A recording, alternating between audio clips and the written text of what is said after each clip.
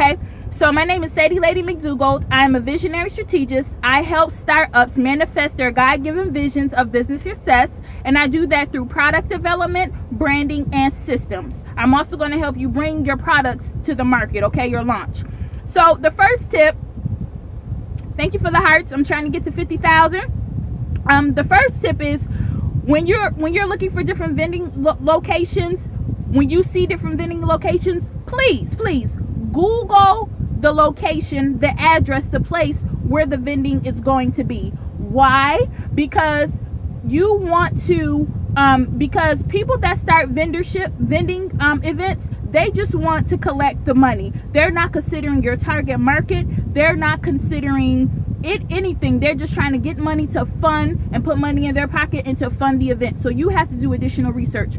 So definitely Google the location, and you want to Google the location because you want to make sure that that location will have the demographics of the people that you are trying to serve, that you are trying to sell your products to. I'll give you an example. I paid $350 to vend at this local thing called Juneteenth that is huge in Buffalo every year. Okay, $350, y'all.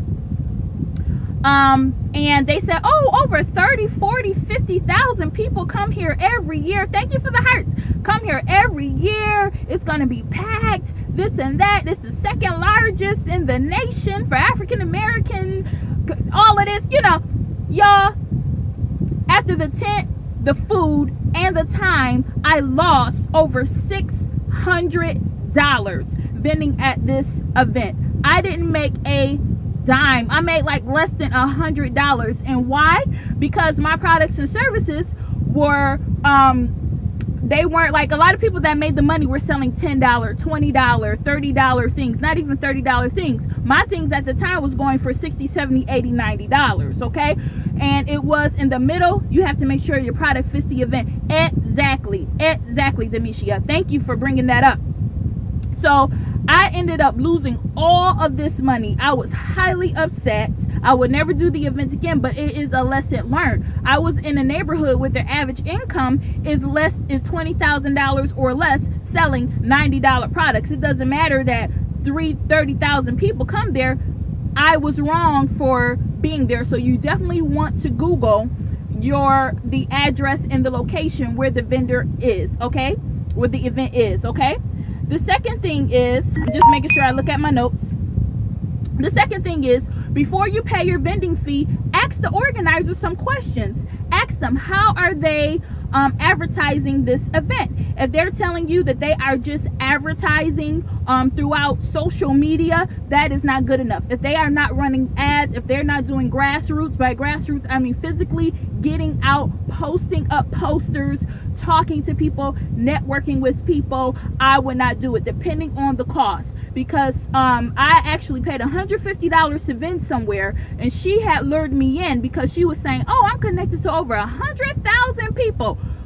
Lo and behold, the 100,000 people were a whole bunch of dead Facebook groups. So you have to ask these questions. How are they advertising the event? Because you want to get the most for your money. You do not want to waste your time at a vending event because you can be doing other things, okay?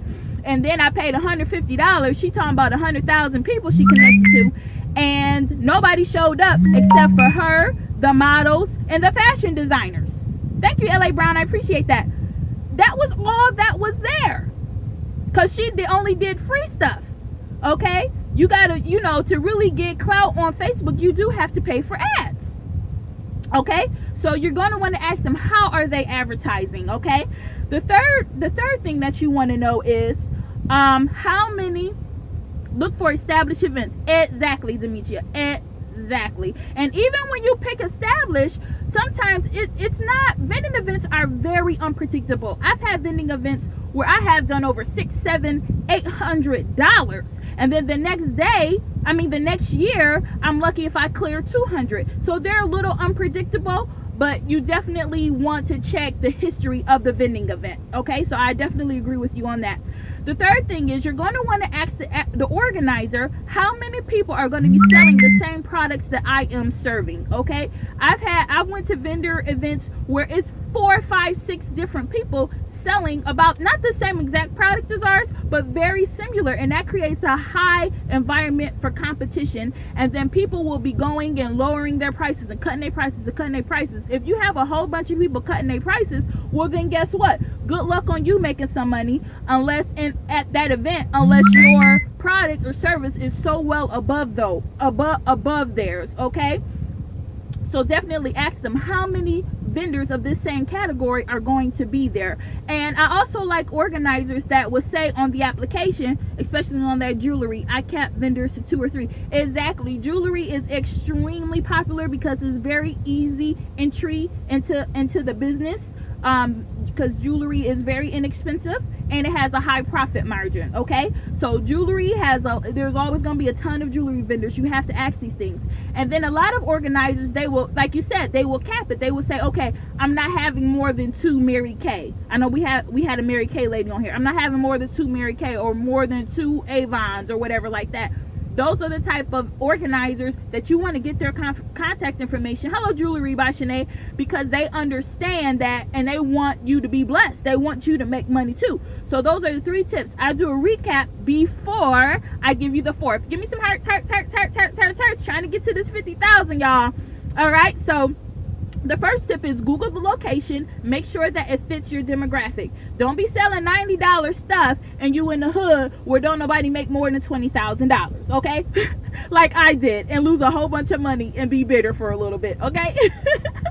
The second tip is ask the organizer, how is the event being advertised? If they're only doing a whole bunch of posting on a whole bunch of Facebook groups, that is no good. They need to be running ads. They need to be out networking. They need to be doing some grassroots stuff, going to different coffee shops, putting up posters, things of that nature. Ask that question. That is key.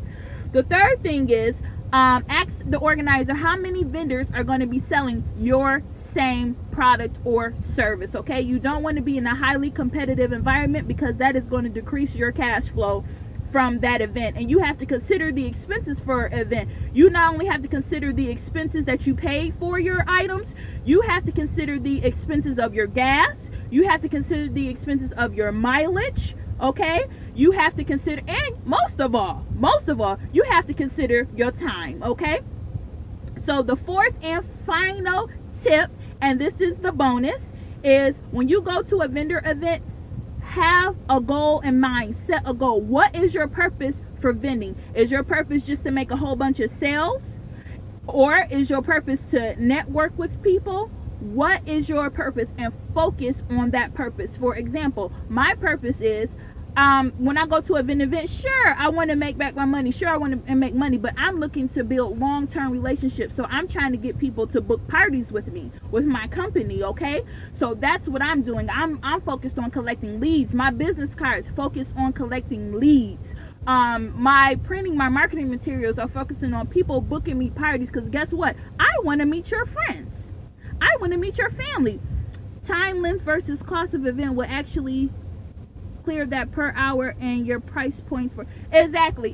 That's one thing I do. I tally up how much I made, I consider the cost, and then I divide it by the hourly rate, and I say, okay, this was worth it, or okay, this was not worth it. And if it's not worth it, I'm definitely not coming back next year. So you have to know your numbers.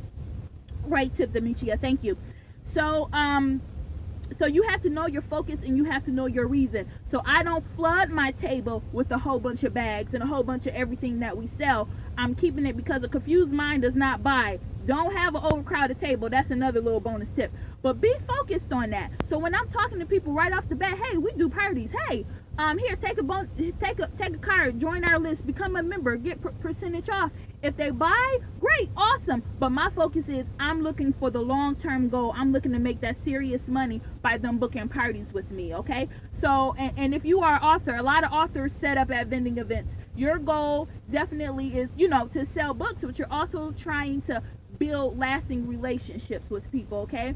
I've made connections with people at vending events that have been just turned out awesome to me, a total blessing. I've been invited to other things. I've had private parties, so really focus on the people and not just on the sales. Look at the opportunity around as well. And I'm going to go ahead and sign off. Remember, you guys, I'm on Facebook as Sadie Lady Talks Business. All right, I'm on Twitter you know, so just hit me up, keep in contact with me, and I will be back soon. You all have a blessed Sunday, and thank you so much. And don't forget to share if you found this very valuable. God bless you all. Till next time.